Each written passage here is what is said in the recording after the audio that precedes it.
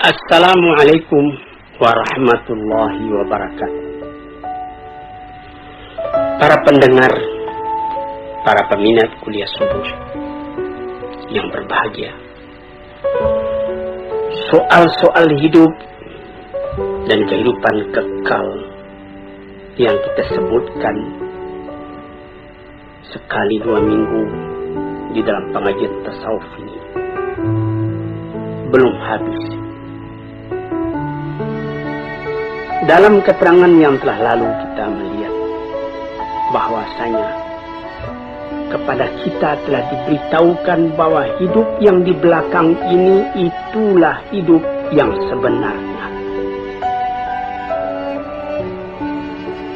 Segala kesungguhan kita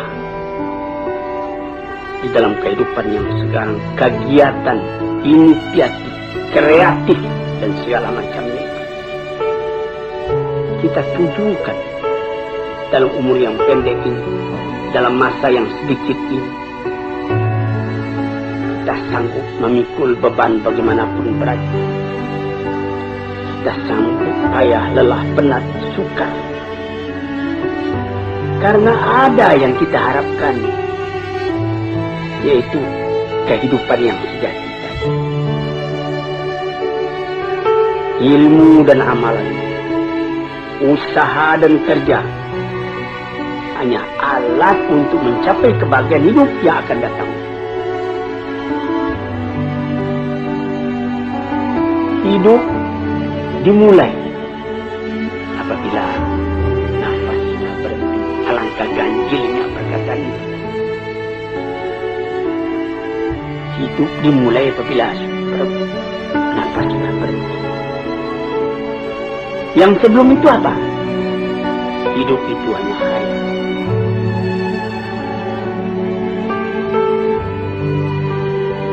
Hidup yang mengumpulkan di antara hilangnya yang disukai, yang tidak disukai. Hasilnya tercapai apa yang dicintai. Kesucian. Kita tidak pernah kehilangan yang dicintai. Ketentraman, kesenangan, kebahagiaan. Itu yang dituju. Hasilnya ilmu dengan kehidupan yang demikian, tidak ada kabar yang lain yang kita terima melainkan kabar dari Tuhan, yang disampaikan dari tangan pertama dari orang yang paling sempurna akhlaknya, paling luas ilmunya, paling benar katanya, yaitu Nabi SAW dan nabi-nabi yang dahulu dari dia. Sejak dari Nabi Adam, Idris, Nuh, Ibrahim, Ismail, Ishak, Yakub, sampai kepada Yusuf, sampai kepada Musa, sampai kepada Isa, sampai kepada Daud dan Sulaiman dan lain-lain. Nadanya sama, mengatakan hidup yang sekarang ini baru khayal, hidup yang sejati nanti.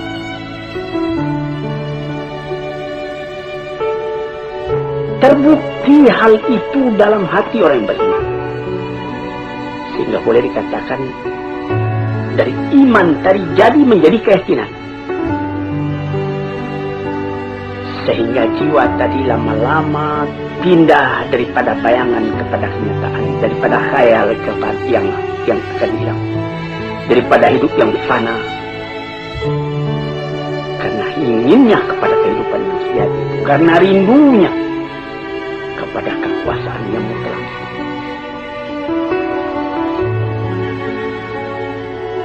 Kerinduan itulah yang menimbulkan nilai kepada hidup yang sekarang. Karena pada hidup yang sekarang ditentukan kebanggaan hidup yang akan datang.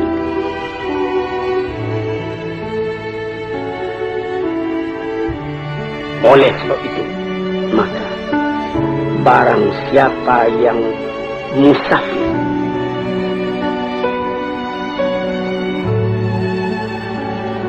menuju kepada kehidupan yang bahagia itu, dia tidak merasakan lagi bagaimana pahitnya jalan yang ditempuh.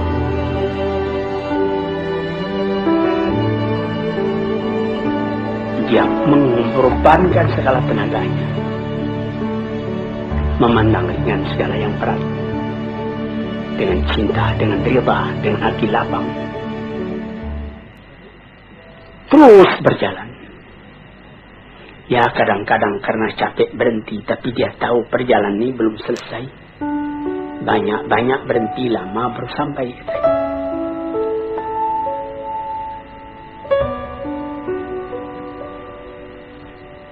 Tuan-tuannya yang terhormat,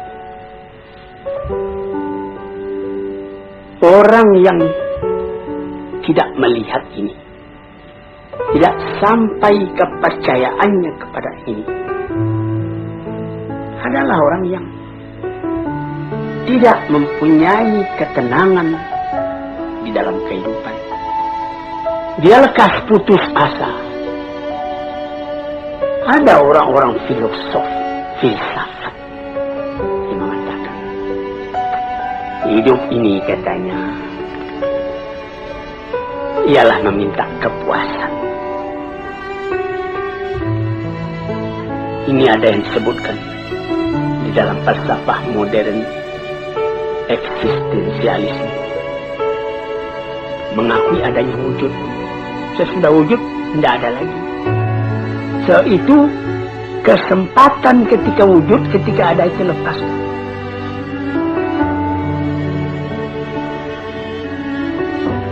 Karena apabila kita telah mati, kita sama saja. Seorang filosof yang tinggi, seorang ulama yang besar, seorang perampok, seorang pergajul, seorang yang tidak apa-apa, apabila telah kembali ke tanah, jadi tanah, dimakan ulat. Dia ambil alasan ketika Iskandar Makedoni berjalan-jalan ke satu kuburan. Di sana bertemu dia dengan filosof Diogenes. Lalu dia menanyakan, di situ ada kuburan. Raja Iskandar Makedoni menanyakan, Tuan, mengapa Tuan di sini? Dia bilang, saya sedang menggali-gali kubur. Saya hendak melihat adakah perbedaan di antara tulang ayah Tuan dengan tulang orang-orang lain yang berkubur di sini. Rupanya tidak ada perbedaan. Karena katanya kata filsafat orang enak membaca. Jadi orang-orang filosof yang begitu, dia percaya kalau sudah mati tidak ada perbedaan lagi. Tulang sama-sama putih, tanah sama-sama hancur, sama-sama dimakan ulat, habis perkara. Sampai disyairkan oleh ahli-ahli syair, innamal aisyu fi bahimiyatil ladzah wa ma yaqulul falsafah. Hidup itu ialah menurutkan kepuasan, ladzah, kepuasan. Segala yang ada ini katanya yang penting puas. Puas makan, puas minum, puas bersanggama dan lain-lain sebagainya. Piala dari kematian menyamakan antara orang pandai dengan orang bodoh. Orang-orang yang bodoh itu di bawah bumi sama kedudukan dengan orang filosof. Kalau engkau masih ragu, coba tanyai bumi itu, apa perkataannya? Perkataan begini adalah simbol dari orang yang mu'anid, yang menentang agama, menentang akal. Perasaan yang seperti ini dari akal juga, tapi akal yang dipenuhi oleh nafsu, bukan akal yang kembali kepada kemurniannya, kepada fitrahnya. Akal yang jauh daripada iman dan hikmah. Cobalah, hai Malang, apakah oleh karena maut itu menyamakan yang salih dengan yang talih, yang alim dengan yang jahil? Oleh karena itu maka dikatakan bahwa kita sama-sama sekali. Orang di dalam perjalanan sampai ke tempat perantaian yang terakhir. Di mana kesenangan orang itu? Apakah duduk di atas singgah sana mahligai dengan keistirahatan, atau duduk dalam kecelakaan, kesengsaraan. Apakah memang berhenti saja segala sesuatu apabila maut telah datang?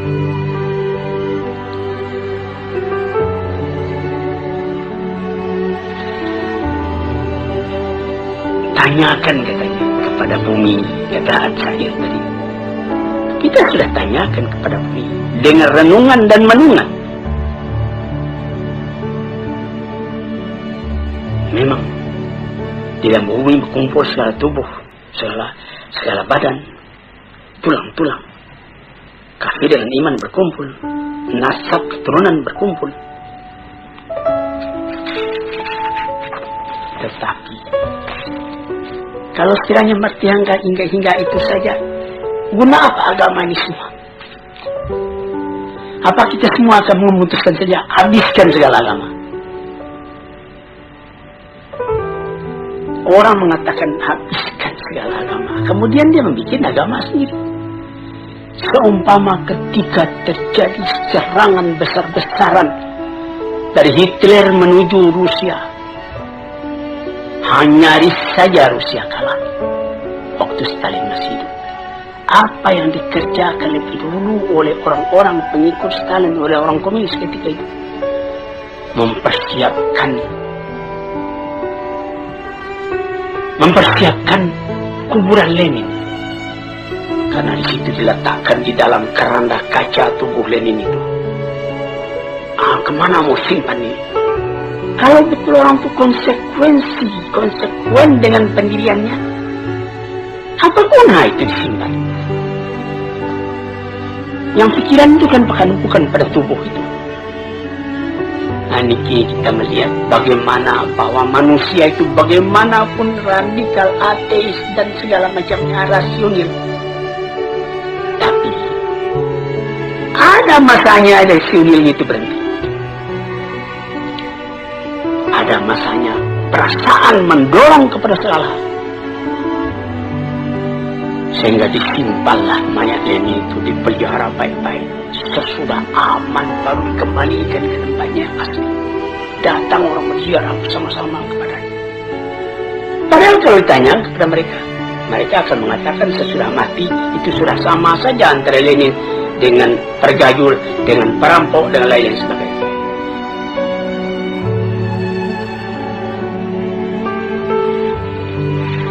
Jadi kalau kita hendak menanyakan bagaimana sebenarnya manusia sesudah matinya,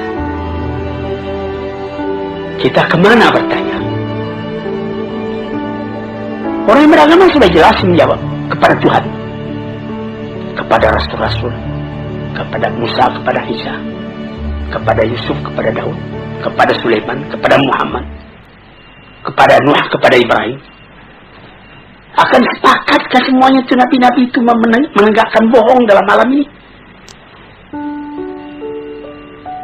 Kita tanyakan juga kepada orang-orang yang mengalami rasa kejiwaan yang mendalam, menjadi khalifatullah di muka bumi. Dan tanyakan juga kepada Quran.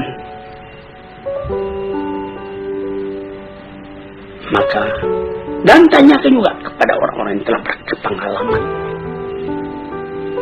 Tanyai ilmu, tanyai iman. Sama sekali itu adalah saksi yang dapat diterima. Tanyai akal, tanyai fitrah murni.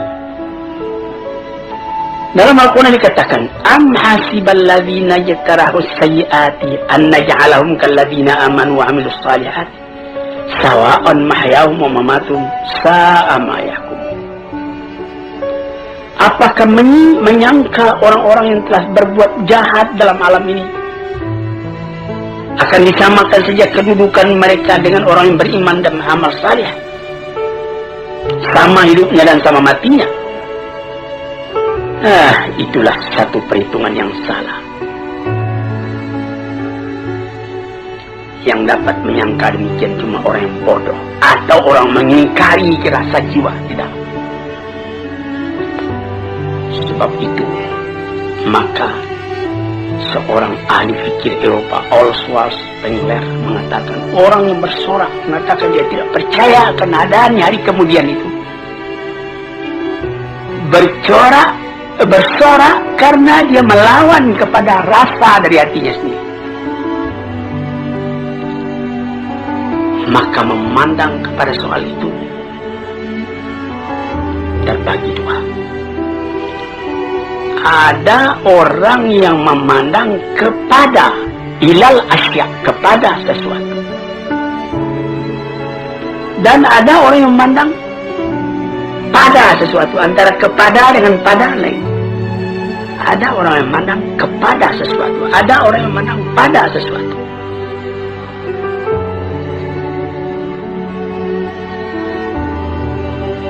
Orang yang cuma memandang kepada sesuatu, menjadikan sesuatu itu semata-mata objek, maka pikirannya dan hatinya lama-lama pecah belah. Dia tidak dapat mengambil kesimpulan. Pandangannya cuma dengan panca indera, tidak akan memberikan faidah kepadanya. Li'annahu lima faqada ikhtiyar awalan fa inna faqada ikhtiyar tsaniyan. Karena dia tidak dapat memilih sejak pertama sampai kepada yang seterusnya, tidak ada pilihan lain. Tetapi orang yang memandang pada sesuatu, bukan kepada sesuatu. Pandangan yang tadi membawanya menyeberang kepada rupanya dan hakikatnya dan maksudnya. Ini apa? Dari mana ke mana? Kalau dia memandang sesuatu di hadapannya itu, menjalar pikirannya tadi kepada yang lain, sebab dan akibat yang timbul dari itu. Sampai dia mengaji juga apa arti wujud dari ini, apa hikmatnya, dan apa ilmu yang sempurna dalam ini. Tambah lama derajat pandangannya pada sesuatu itu, dapat membawanya membedakan mana yang sahih, mana yang benar, mana yang salah, mana yang kekal, mana yang fana. Dia memandang kepada kulitnya dan intinya. Misalnya, kita ambil permisalan orang yang memandang kepada sesuatu dengan pada sesuatu. Kalau dia memandang kepada sesuatu, terbujur mayat di hadapan matanya, dia lihat ini tubuh akan dimasukkan ke dalam kubur. Sesudah dalam kubur dia akan cair, tidak ada apa-apa lagi. Filosof masuk ke dalam cair, hancur jadi tanah. Si Golrok masuk ke dalam kubur, hancur jadi tanah. Dia memandang itu, tidak ada artinya. Tapi kalau dia pandang kepada sesuatu, ditukar dengan pada sesuatu, dia lihat, dia bawa kepada dirinya sendiri. Bercerai nyawa dengan badan. Apakah arti perpisahan itu? Apakah dikatakan oleh Suhrawardi, filosof dan ahli tasawuf yang besar? Dia mengatakan, badanku ini mengurung keadaan hakikatku yang sebenarnya. Aku terikat dalamnya. Tapi apabila aku mati, artinya perceraian antara hakikatku yang hidup dengan badanku yang akan jadi tanah.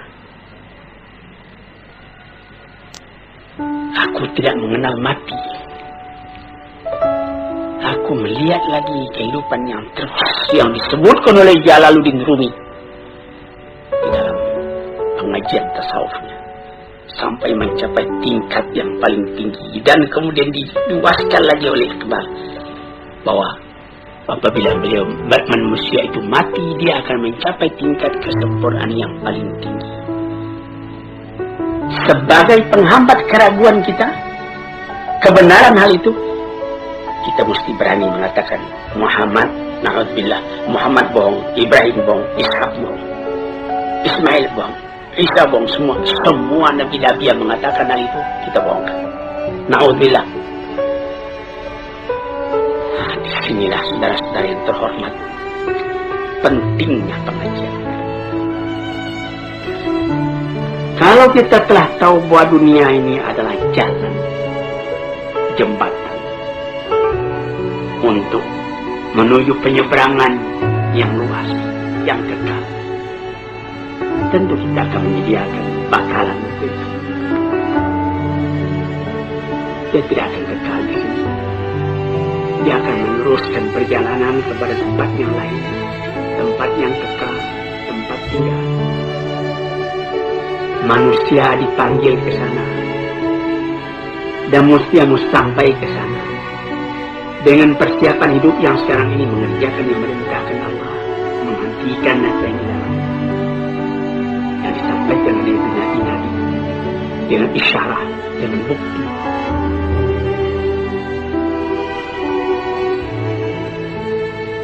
Dengan demikian baru sampailah manusia tadi kepada ketentraman hati. Untuk itulah dia dijadikan, untuk itulah dia dipersiapkan perjalanan yang menuju ke sana. Dia berusaha pada hidup yang sekarang belum pasti, memastikan sikap kita sendiri bagaimana kita menyambangi jalan.